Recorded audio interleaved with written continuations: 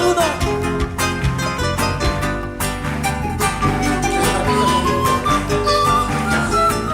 Vamos a centrarnos en este sector de Roma de Occidente que ha estado invadida por un grupo de tribus nómadas o seminómadas que no se dedican al comercio, que se dedican al hurto, al pillaje, que son llamados incultos por los romanos, que casi siempre viven a caballo, que al lugar donde llegan causan mucha destrucción. Son los llamados bárbaros. Entonces, un datito importante acá en Edad Media. Mira, ve, un datito importante acá en Edad Media. ¿Qué significa la palabra bárbaro? Entonces, anoto acá. La palabra bárbaro proviene del latín barbarus. ¿Sí? Barbarus. Y barbarus tiene un significado. Quiere decir extranjero. No lo olvides. Barbarus significa extranjero. Quiere decir que no vivió dentro de las fronteras del Imperio Romano. Vivió fuera de las fronteras del Imperio Romano. ¿De acuerdo? Y por lo tanto, no fueron cristianos, pues. Se estaban fuera de las fronteras. Y por lo tanto, no hablaban latín, como sí lo hablaban los romanos. Y tenían costumbres distintas a los romanos. Por ejemplo, la religión, datito, anota ahí, ¿cómo se llamó, profesor, la religión que profesaron los bárbaros? Religión de los bárbaros. Religión bárbara. Los cristianos llamaron a los bárbaros idólatras, ¿no? Herejes, no creían en su Dios cristiano. Esa religión es llamada, en términos generales, la mayor cantidad de grupos bárbaros se llamó arrianismo. Lo voy a escribir. La religión bárbara viene a ser el arrianismo. Repito, es una idolatría, adoraban a varios dioses, en fin, que no tienen nada que ver con el cristianismo.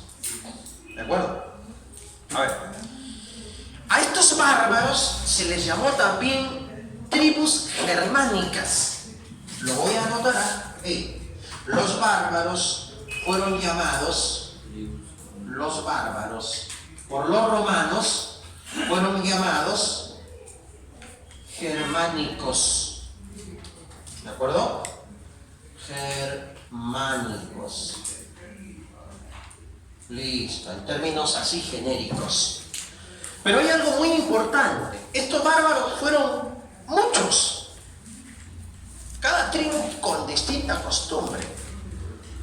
Que poco a poco van a entrar a las fronteras del Imperio Romano. Imaginémonos que toda la pizarra es el Imperio Romano. Poco a poco vienen ingresando por el norte. Poco a poco vienen ingresando por el este, por oriente. Y al final van a terminar invadiendo todo el imperio. Uno de estos grupos es el reino visigodo. La tribu bárbara visigoda que cuando llega al imperio forma un reino, ¿no? Entonces, el nombre del fundador del reino visigodo es un dato muy importante. Anota acá. Empezamos entonces con uno de los reinos bárbaros, ¿sí? Anotamos ahí, mírale. ¿Quién habrá sido el fundador del reino visigodo? Fundador de los visigodos. El rey llamado Ataulfo. Fíjate, Ataulfo. Con él se van a establecer en la llamada península ibérica. Lo que hoy es España en el Imperio Romano se llamó Península Ibérica. Entonces el datito es el siguiente. Oye, ¿a qué lugar llegan los visigodos? ¿A dónde llegan los visigodos? Llegan a la península ibérica, a lo que hoy nosotros llamamos España, específicamente al país llamado España. ¿Esto qué quiere decir? Que los españoles tienen sangre visigoda, tienen cultura visigoda, tienen tradición bárbara visigoda. Los visigodos van a estar allí desde el siglo V hasta el siglo VIII. Hasta el siglo VIII. ¿Cuántos años? 3 siglos. ¿Cuántos años? Casi 300 años van a estar ahí, ¿no? Otro personaje importante, no te vayas a dormir, ahí tengo mi botella de agua, yo voy y te mojo, te despierto. A ver, vamos acá, por favor, vamos a ir. Mira, bien, ya estamos sábado, sí, después del almuerzo es un poquito pesado. Además, estoy haciendo un trabajo para mi profesor y no va a permitir que tú te duermas. Anota ahí, mira bien. Este otro grupo bárbaro es el siguiente. Dije que de los visigodos, pero hay otro personaje. Por primera vez, un bárbaro se convierte al cristianismo. Este personaje es considerado como el primer visigodo cristiano. Profe, pero usted dijo que tenían otra religión. Claro, pero cuando llegan a este lugar que era cristiano, de tradición cristiana, entonces se van a cristianizar. Van a adaptarse y van a adoptar las costumbres, las tradiciones que encuentran. ¿Sí o no? Claro que sí. Por lo tanto, este primer rey visigodo cristiano es Recaredo. Primer rey visigodo cristiano, Recaredo. ¿De acuerdo? Utilizó el cristianismo para lo siguiente. Mira, los visigodos estaban así dispersos, separados. Él usó el cristianismo para unificarlos. Por lo tanto, es llamado este Recaredo unificador religioso. Este Recaredo es llamado el unificador religioso. ¿De acuerdo? Listo. Siguiente personaje visigodo. Hay uno llamado unificador político. Unificador visigodo que haya utilizado la política para que estos pueblos que están dispersos estén integrados. Esas tribus están dispersas. Él los integró políticamente. Recaredo lo hizo religiosamente. Leovigildo lo hizo políticamente. Ahí está el dato. Leovigildo. ¿Estamos? Siguiente datito. Okay. Vamos a ver acá a un rey visigodo que le interesó mucho las leyes que encontró en Roma. ¿Por qué? Porque las leyes visigodas no eran escritas. Es más, no sabían estos grupos bárbaros escribir. Y cuando llegan a Roma, al imperio, a la península ibérica, encuentran leyes que se escribían y que tenían que normar el comportamiento de la sociedad. Entonces, este rey empieza a hacer un compendio, una recopilación de leyes. Se le llama el legislador visigodo. Este datito es importante, ¿sí? Se le llama el legislador visigodo. ¿De acuerdo?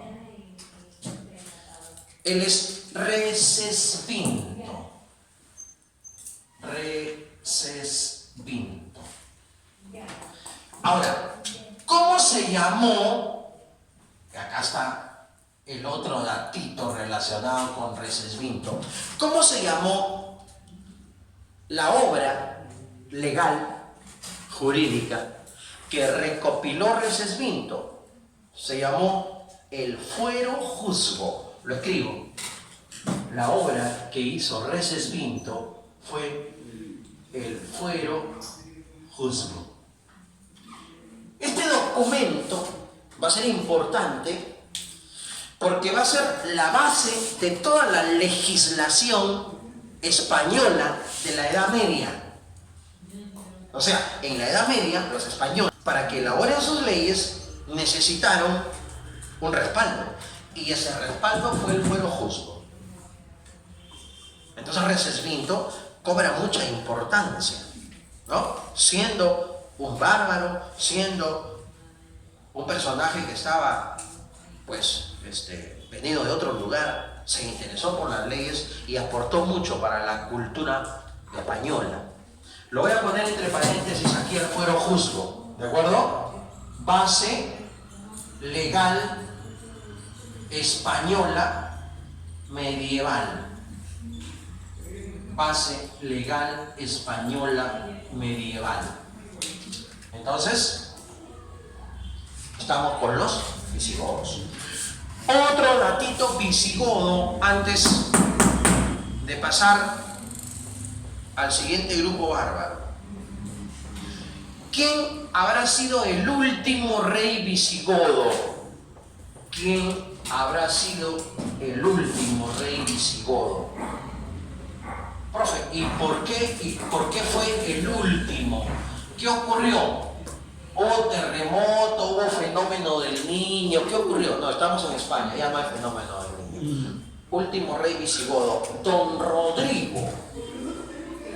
¿Qué le pasó a Don Rodrigo para ser el último? Viene una invasión. Desde Medio Oriente, Asia Menor, los árabes habían fundado una nueva religión. ¿Se acuerdan cómo se llamaba esa religión? El Islam. Muy bien. Ellos desde Oriente invadieron los territorios de Europa. Con su caballería llegaron a sacar estos territorios de Occidente. Entonces, ojo, Don Rodrigo va a ser derrotado, este dato es importante, derrotado en la famosa batalla de Guadalete. Te doy el dato completo, batalla de Guadalete. Ahí pierde la vida. Ahí lo derrotaron. Aquí en profesor, al último rey visigodo, Don Rodrigo. La semana que pasó, estuve en la Academia de Barranca. Me dijeron, profesor, ayúdenos a resolver estas preguntas de historia universal. Y me encontré con esta pregunta. Y dentro de las alternativas, no estaba Guadalete, pero decía Guadabeca. O sea, esta batalla de Guadalete es llamada también, batalla de Guadabeca. ¿De acuerdo? Cuidado que nos cambien el nombre en la alternativa en nuestro examen de admisión y nos confundan. El profesor me dijo Guadalete y acá ¿dónde está? Es lo mismo. ¿De acuerdo? Guadabeca. ¿Cuándo ocurrió esto? El año 711 después de Cristo. ¿Qué siglo dije? ¿A qué siglo dije pertenece el año 711? Al siglo